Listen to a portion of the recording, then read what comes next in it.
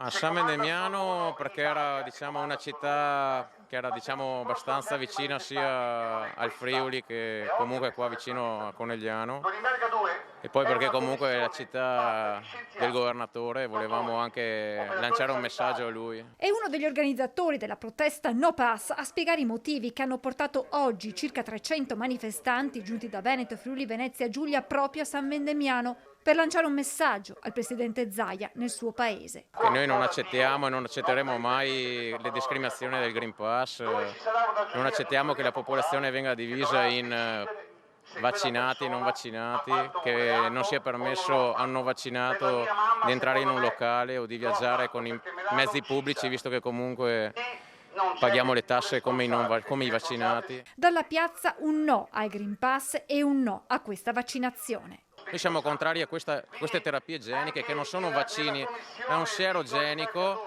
di cui non si sanno gli effetti che avranno a medio e lungo termine. Ci sono altre terapie che stanno invece funzionando e secondo me le terapie domiciliari, per esempio. Di cure domiciliari ha parlato nel suo intervento il medico Paolo Barona, raccogliendo gli applausi dei presenti che solo pochi minuti prima però lo avevano fischiato quando si era detto d'accordo con l'infettivologo Matteo Bassetti sulla necessità di fermare il virus in gola. Bisogna fermare il virus.